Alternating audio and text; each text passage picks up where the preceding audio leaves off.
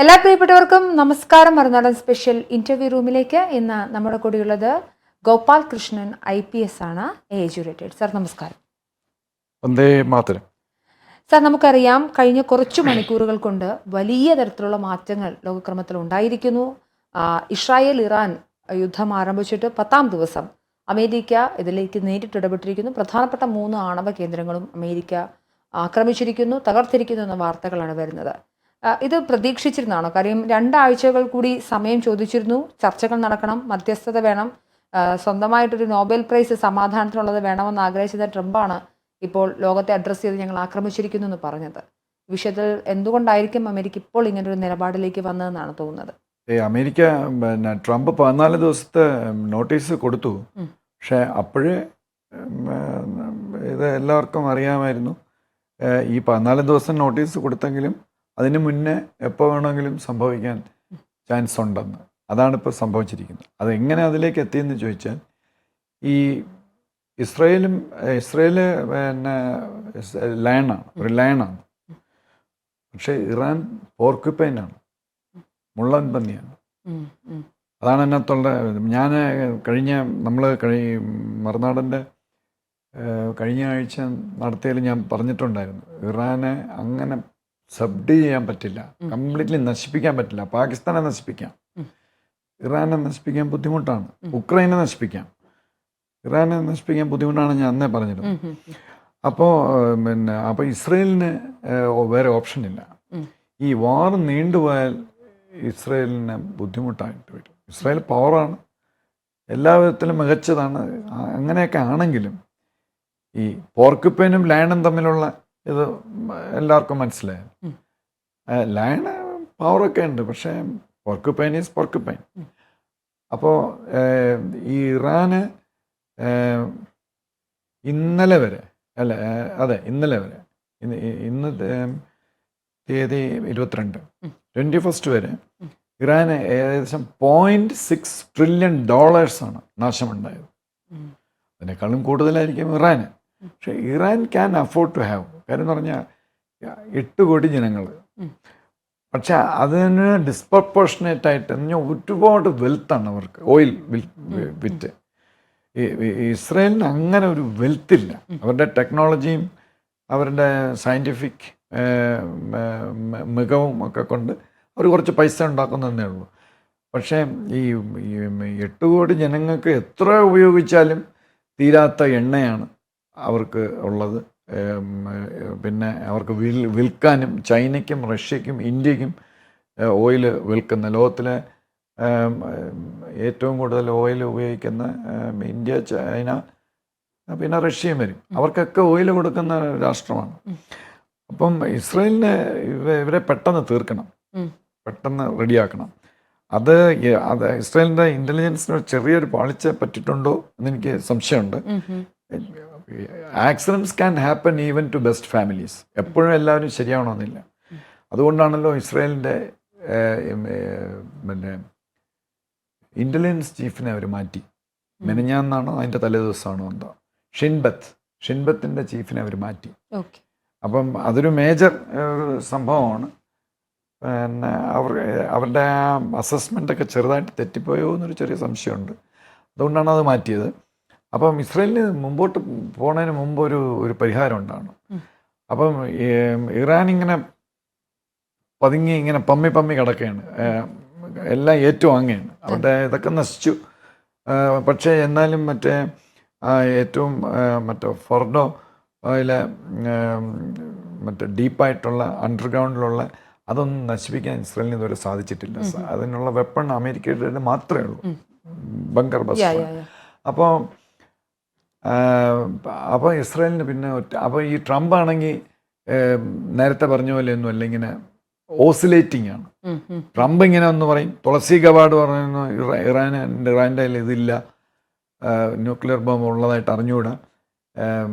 Vans വേറൊരു വിധത്തിൽ, vice president വേറൊരു വിധത്തിൽ സംസാരിക്കുന്നു, ട്രംപിന് ഓപ്പോസിറ്റായിട്ട്. അപ്പോൾ ആകെ ഒരു കൺഫ്യൂഷനായിട്ട് നിൽക്കുകയാണ്. അപ്പം Israel cannot afford to wait more.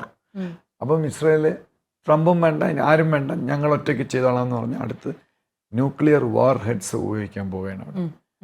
അതായിരുന്നു സിറ്റുവേഷൻ ഇന്നലെ വരെ. അത് ചെറിയ ന്യൂക്ലിയർ ടാക്ടിക്കൽ വാർ ഹെഡ്സ് അവർ ഇറാനിലിട്ട് പ്രധാനപ്പെട്ട ന്യൂക്ലിയർ റിയാക്ടർ പിന്നെ അവരുടെ ഇൻഫ്രാസ്ട്രക്ചർ അതെല്ലാം അത് ഇട്ട് കഴിയുമ്പം പിന്നെ ഇറാൻ വലിയ പ്രശ്നമാണ്.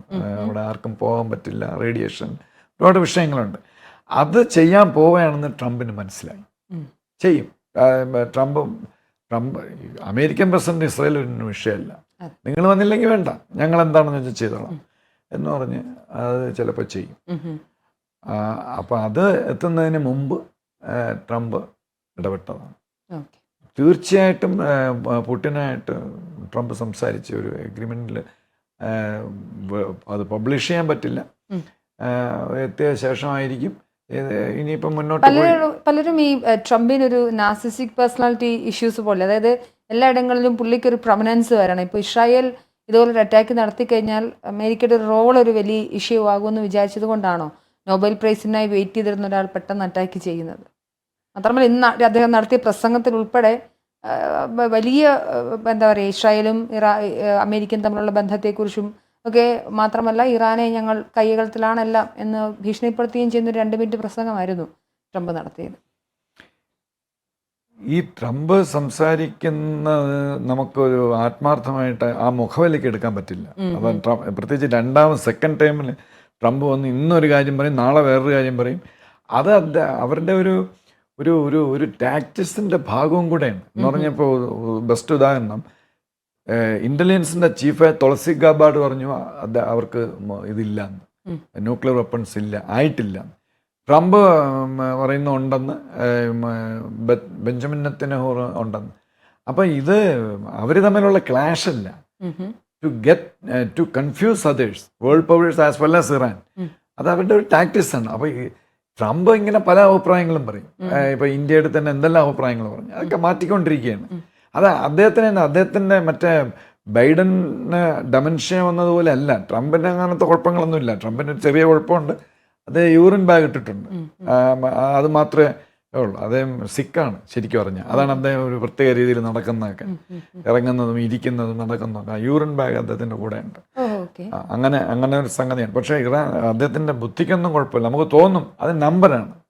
അപ്പം ഇത് ചെയ്തില്ലെങ്കിൽ ഇപ്പം മനുജ പറഞ്ഞ പോലെ ഇസ്രായേലിന് മുമ്പോട്ടും പുറട്ടും നോക്കില്ല. ഈ ആഴ്ച തന്നെ ഇത് ചെയ്യും, ന്യൂക്ക് ചെയ്യും ഇറാന്. അപ്പം പിന്നെ വലിയ സർവനാശം ഉണ്ടാവും. പിന്നെ നോബൽ സമ്മാനം ഒന്നും ഇപ്പം നമുക്ക് ഒന്നും തീരുമാനിക്കാറില്ല. അത് ഞാൻ യൂറോപ്പും കൂടെ വിചാരിക്കണം, അവരുടെ കയ്യിലാണ്. G7 യൂറോപ്യൻ, പിന്നെ വെളിയിലുള്ള സ്വീഡൻ, നോർവേ, അതുപോലുള്ള സ്കാൻഡിനേവിയൻ നേഷൻസ് ഒക്കെ ഉണ്ട്. അവർക്കൊക്കെ അതിനകത്ത് വലിയ സേയിങ് ഉണ്ട്. അവരൊന്നും അത്ര ഒരു നല്ല ഒരു ബന്ധത്തിലല്ല USA ആയിട്ട്. നോട്ട് ട്രംപ്, USA ആയിട്ട് നല്ല ബന്ധത്തിലല്ല. അപ്പം അതുകൊണ്ടാണ് ഇപ്പോൾ ചാൻസ് കുറവാണ് ഇതൊക്കെ. ലാസ്റ്റ് ചോദ്യം കൂടി, അതായത് ഇറാൻ ഇനി എടുക്കുന്നൊരു ടേക്ക് എന്തായിരിക്കും എന്നുള്ളതാണ്. ഇപ്പോൾ ഹോർമൂസ് കടലിടുക്ക് അടയ്ക്കാനായിട്ട് ഉത്തരവിടാൻ പോകുന്നെന്ന് പറയുന്നത് റിപ്പോർട്ടുകൾ വരുന്നുണ്ട്.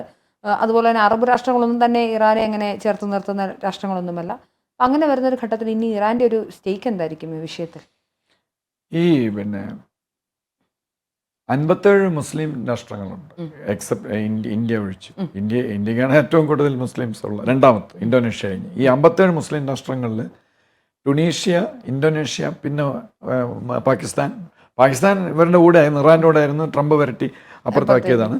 പക്ഷേ 3, പിന്നെ ഒരു രാഷ്ട്രം കൂടെ ഉണ്ട്, ഞാനിപ്പോൾ ഓർക്കുന്നില്ല.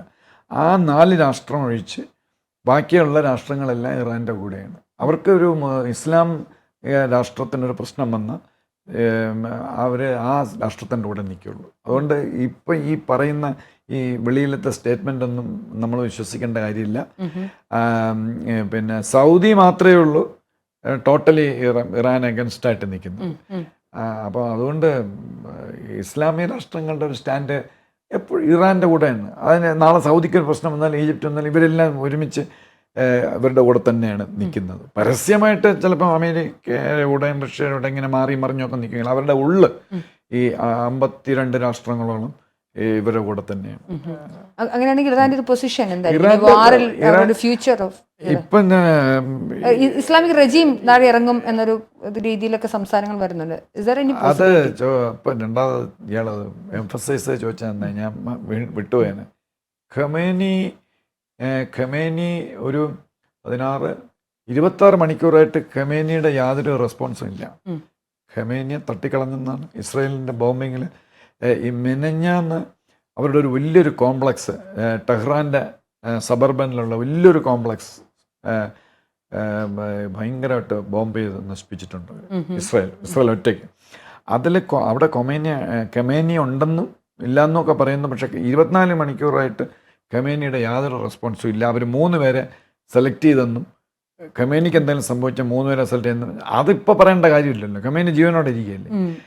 അപ്പം എന്തോ ഒരു സംതിങ് അവിടെ നടന്നിട്ടുണ്ട്. എന്താണെന്നുള്ളത് ഇനിയിപ്പോൾ കുറച്ചുകൂടെ കഴിയുമ്പോഴേ അറിയാം. അപ്പോൾ ഇറാൻ്റെ സ്റ്റാൻഡ് എന്ന് പറഞ്ഞാൽ ഖമേനി പോയാൽ പിന്നെ അമേരിക്ക ഇതിനകത്ത് ജോയിൻ ചെയ്തുകൊണ്ട് ഇറാന് വേണ്ടി റഷ്യ ഇറങ്ങി പീസ് മുന്നോട്ട് വരും. പീസ് ട്രീറ്റ് അത് റഷ്യയാണ് മുന്നോട്ട് വരണമെങ്കിൽ അമേരിക്ക അഗ്രി ചെയ്യും. മറ്റേ G7 പിന്നെ യൂറോപ്യൻ നേഷൻസ് വരെയാണെങ്കിൽ സമ്മതിക്കില്ല, ട്രംപ് സമ്മതിക്കില്ല. അങ്ങനെ അവർ ക്രെഡിറ്റ് കൊണ്ടുവരണം. അപ്പം റഷ്യ മുൻകൈയെടുത്ത് പുടിൻ, അത് അവർ തമ്മിലുള്ള പുടിനും മറ്റേ അദ്ദേഹം തമ്മിലുള്ള ട്രംപും തമ്മിലുള്ള ഒരു അണ്ടർസ്റ്റാൻഡിങ് ആണ്. നേരത്തെ അവർ സംസാരിച്ച് ഉറച്ചു വെച്ചതാണെന്ന് ഞാൻ മനസ്സിലാക്കുന്നത്. റഷ്യ മുൻകൈയെടുക്കും, ഇറാന് പിന്നെ വേറെ നിവൃത്തിയൊന്നുമില്ല. ഇറാന് വാറ് മുന്നോട്ട് കൊണ്ടുപോയി ഇസ്രായേലിനെ ഇനി തോപ്പിക്കും. ഖമേനിയാണല്ലോ പറഞ്ഞ ഡെത്ത് ടു ഇസ്രായേൽ, ഡെത്ത്. അത് പറയാനായിട്ട് പെഷ്കാഷിന് പ്രസിഡന്റിന് അങ്ങനത്തെ താല്പര്യങ്ങളുണ്ട്. അങ്ങനെ ഇത്തിരി മോഡറേറ്റാണ്. അപ്പോൾ ഇറാൻ അത് എഗ്രി ചെയ്യാനാണ് ചാൻസ്. പിന്നെ ഖമേനി കഷ്ടകാലത്തിന് അവിടെ കണ്ടിന്യൂ ചെയ്യുകയോ അല്ലെങ്കിൽ ഈ 3 പേര് വീണ്ടും വരികയോ ഇപ്പോൾ പുതുതായിട്ട് ഖമേനിക്ക് ശേഷം വരുന്നില്ല, അവരാരെങ്കിലുമാണ് ഇരിക്കുന്നെങ്കിൽ ചിലപ്പോൾ പ്രശ്നമാവാൻ സാധ്യതയുണ്ട്. ഇത് ഹോർമിസ് സ്ട്രൈറ്റ് ക്ലോസ് ചെയ്താൽ അത് ഇറാന് തന്നെ പ്രശ്നമാണ്. ഇറാന്റെ ഏറ്റവും വലിയ കസ്റ്റമറാണ് ചൈന. ചൈനയ്ക്ക് ഓയിൽ പോവില്ല. അപ്പോൾ China will be in deep trouble. അങ്ങനെ വരുമ്പം ഈ അമേരിക്കയുടെ ഇത് കുറച്ച് കടുക്കും. അത് അമേരിക്കയിലൂടെ ഇസ്രായേലിനോട് ഒരുമിച്ച് ഫൈറ്റ് ചെയ്യാനുള്ള കപ്പാസിറ്റി ഒന്നും ഇസ്രായേലിനില്ല. അപ്പോൾ അത് ഈ അമേരിക്ക എൻ്റർ ചെയ്ത സ്ഥിതിക്ക് എൻ്റെ ഒരു വിശ്വാസം ഒരു 3 ദിവസത്തിനകത്ത് വാർ എൻഡ് ചെയ്യാനുള്ളൊരു ചാൻസ് ഉണ്ട്. റഷ്യ മുൻകൈ എടുത്ത് പീസ് ടോക്ക് അതിലേക്ക് വരാനാണ് ചാൻസ്. ഓക്കെ, എന്തായാലും നമുക്ക് വരുന്ന മണിക്കൂറുകളിൽ എന്താ സംഭവിക്കുക എന്ന് കണ്ടറിയേണ്ടതുണ്ട്. ഓരോ മിനിറ്റിലും കാര്യങ്ങൾ ഇങ്ങനെ മാറി മറിയുകയാണ്. അമേരിക്ക കൂടി വന്ന സ്ഥിതിക്ക് അത് റഷ്യയും കൂടി ഇടപെടൽ വന്നാൽ സമാധാന ചർച്ചകൾ ഉണ്ടാകുമോ എന്ന് നമുക്ക് നോക്കാം.